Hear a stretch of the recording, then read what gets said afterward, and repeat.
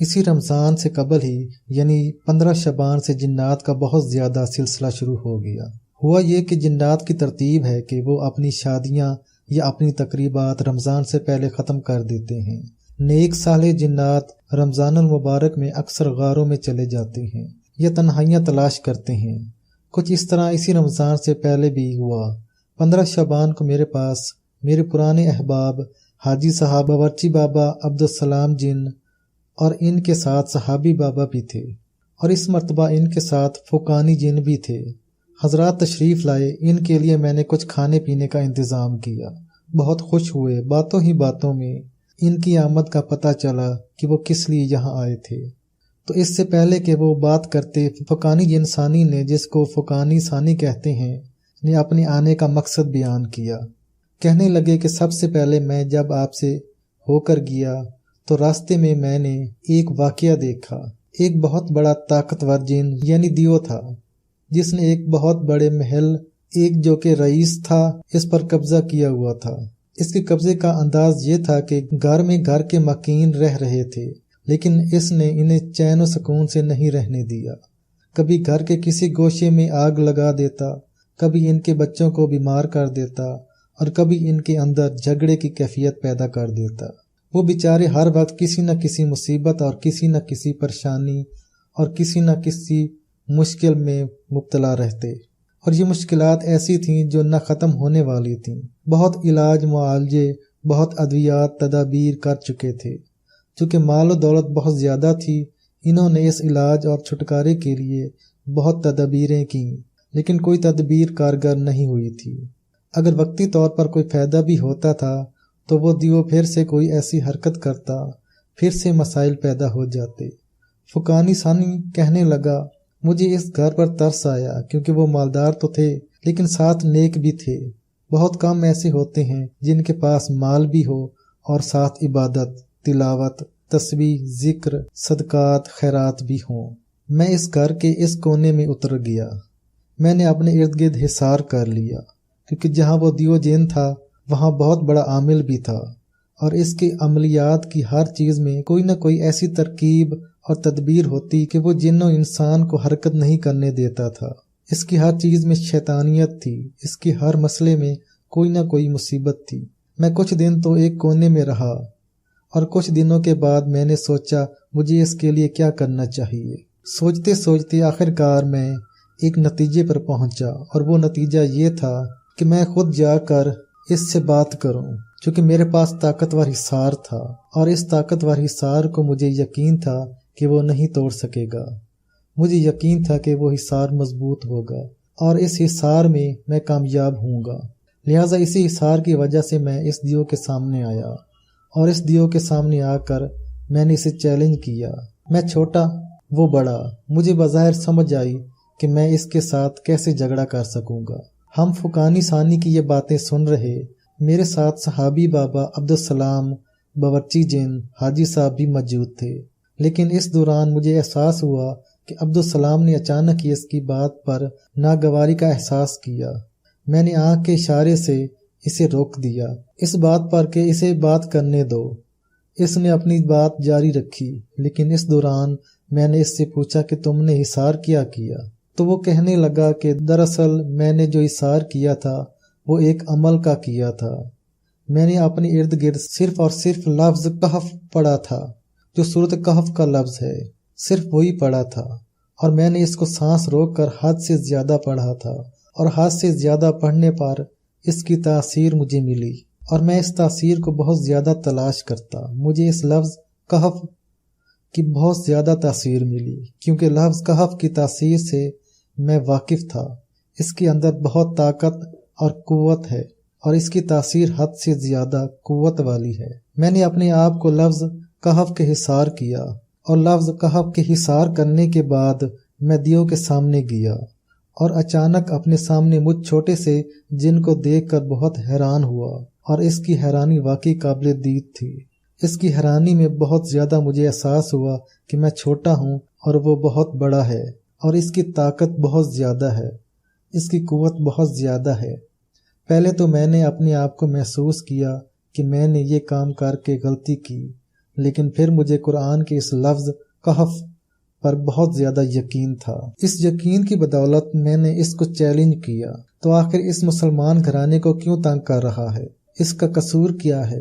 ان کے گھر میں بیماریاں، تکلیفیں، مشکلات، مسائل، پریشانیاں، الجھنیں پیدا کی ہیں۔ تمہیں اس میں آخر کیا مزہ ملتا؟ کیا محسوس ہوتا ہے؟ اس کی آنکھوں سے شعلے نکل رہے تھے، اس کے منہ سے انگارے نکل رہے تھے۔ اسے میری بات بہت ناگوار گزری۔ اس نے گرجدار آواز میں کہا کہ تو کون ہوتا ہے میرے معاملات میں دخل اندازی کرنے والا؟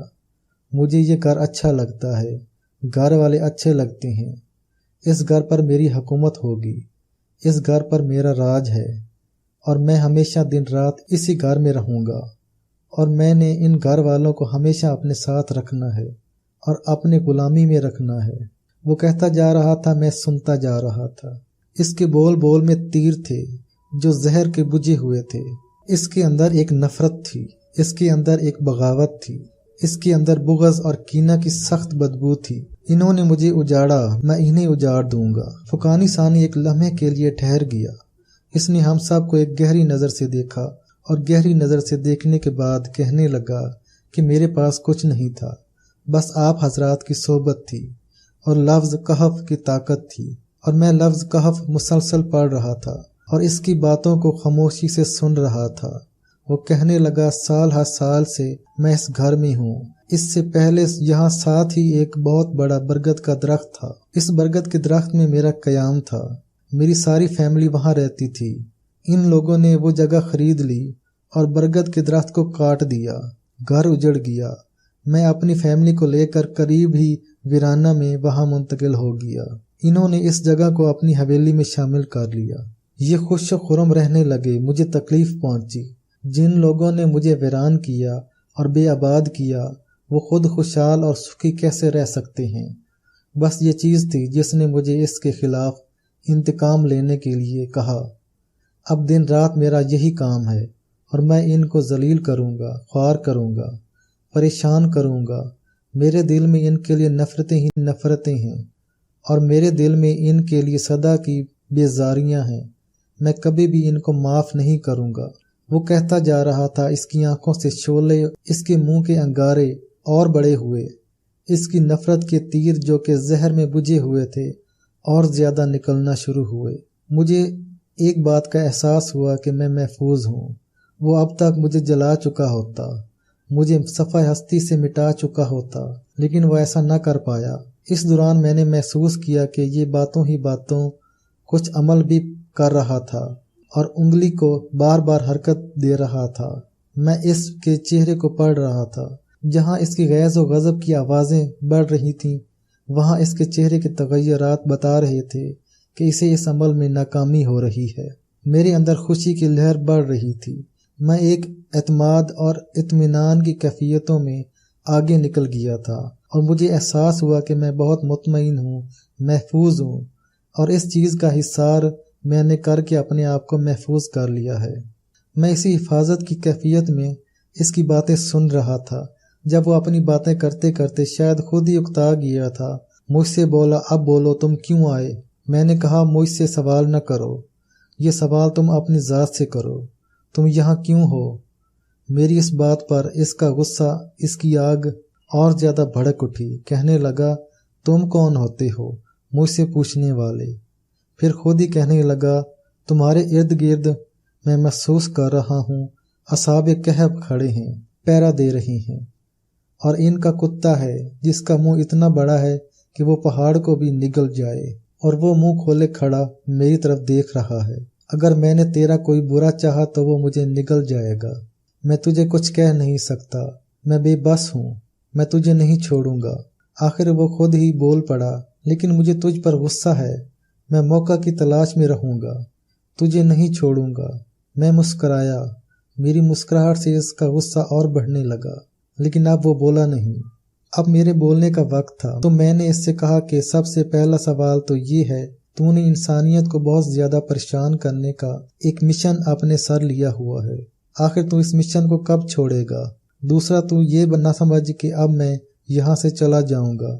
جو لفظ میں پڑھ رہا ہوں مجھے اس لفظ کی طاقت اور قوت کا احساس ہو گیا ہے، اور اب میں لفظ کو مسلسل پڑھتا رہوں گا اور بہت زیادہ پڑھتا رہوں گا۔ میرے ساتھ اس لفظ کی طاقت ہے، میرے ساتھ اس لفظ کی قوت ہے، میرے ساتھ اس لفظ کی تاثیر ہے۔ میں اس لفظ کی طاقت اور قوت کو حد سے زیادہ پہچان گیا ہوں۔ آج میں تجھے تیرا انجام دکھا کر جاؤں گا، اور تیرا انجام 100% دکھانا ہے۔ نامعلوم میرے دل میں کیا سوجی، میں نے اپنی مٹھی بھینچ لی، اور دونوں مٹھیاں بہت طاقت سے بھینچ لیں، اور اتنی قوت سے خود میری ہڈیوں کے کڑاکے اور آوازیں نکلنا شروع ہو گئیں۔ میں اپنی ہڈیوں کی آوازیں اور کڑاکے خود ہی سن رہا تھا۔ میں نے طاقت کے ساتھ لفظ کہف کو اپنی زبان اور دل سے پڑھنا شروع کیا، اور مٹھیاں بھینچ کر میں نے تصور کیا جتنی زیادہ مٹھیاں بھینچے چلی جا رہا ہوں اتنا زیادہ اس کا عمل ختم ہوتا جا رہا تھا۔ اس کی شیطانی قوتیں میری مٹھی کے اندر بند ہوتی جا رہی تھیں۔ جتنی میری انگلیوں کی گرفت بڑھتی چلی جا رہی تھی اتنے ہی اس کے جسم میں میری گرفت بڑھتی چلی جا رہی تھی۔ میں حیران ہو گیا۔ میں نے چند لمحے ہی یہ عمل کیا تھا۔ اس کا غصہ ختم ہو گیا، وہ ایک دم ٹھنڈا پڑ گیا، اور اس کی کیفیتوں میں عجیب انقلاب آ گیا۔ یکدم مایوس اور ڈھیلا پڑ گیا، اور مجھ سے کہنے لگا، اپنے اس عمل کو کم کر دے۔ میں کچھ نہیں کہتا تجھے بلکہ چھوڑتا ہوں۔ پہلے اس کے لہجے میں حکم تھا۔ جب میں نے اپنا عمل جاری رکھا، تھوڑی ہی دیر میں اس کے لہجے میں لجاجت اور منت آ گئی، اور کہنے لگا، دیکھ تو جو کہے گا میں کروں گا، پر یہ نہ کر۔ میرا سارا عمل ٹوٹ گیا، اور میرا جسم ختم ہو رہا ہے، میری جان نکل رہی ہے، میں مر جاؤں گا۔ میری بیوی بچے ہیں، میرا انتظار کر رہے ہیں۔ اس کی آنکھوں سے شعلے ختم، منہ سے انگارے ختم، اس کے زہر بجھے تیر ختم۔ اب وہ تھا اور اس کی منت تھی۔ یہ بات کہتے ہوئے فقانی ثانی نے ہمارے چہرے کی طرف دیکھا۔ میں نے محسوس کیا عبدالسلام بھی اس سے پہلے بہت زیادہ ناگواری کا اظہار کر رہا تھا، اور میرے اشارے پر اس کے چہرے پر طمانینت اور اطمینان آ چکا تھا۔ وہ خاموش ہو گیا، اور وہ بہت مطمئن تھا، اور اس کی بات کو وہ بہت دلچسپی سے سن رہا تھا، اور میں اس کی طبیعت میں ایک نہایت اعتماد اور اطمینان محسوس کر رہا تھا۔ فقانی ثانی نے اپنی بات کو آگے بڑھاتے ہوئے مزید کہا کہ میں اس دیو کی بات سن رہا تھا۔ اس کی منتوں پر میں نے کوئی توجہ نہ دی۔ مجھے پتا تھا کہ اگر میں نے اس کو اپنے اس کہف کے عمل سے آزاد کر دیا تو یہ کوئی نہ کوئی شرارت کرے گا۔ آخر کار اس کی منت ختم ہوئی، اور اس کی چیخ و پکار شروع ہوئی۔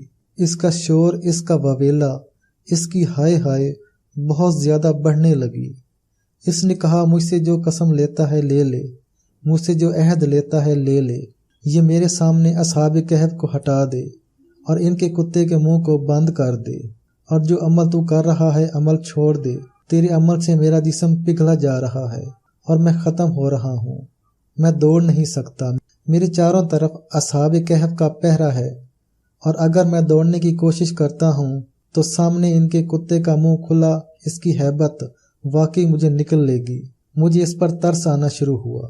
اسی دوران میں نے اصحاب کہف کے ایک مخلص کو دیکھا جس کا نام تھا ازراف یونس نے مجھے دیکھا اور اشارہ کیا، چھوڑ دو، یہ سچا عہد کر رہا ہے، اس کے دل میں دھوکہ کھوٹ نہیں ہے، یہ آئندہ کسی کو تنگ نہیں کرے گا۔ ان کے اشارے پر میں نے اپنی مٹھی کی کشش کو ڈھیلا کرنا شروع کیا، اور میرا عمل کم ہو رہا تھا، اور اس کے جسم میں تھرتھراہٹ، پسینہ، اور اس کی جان میں جان آ رہی تھی۔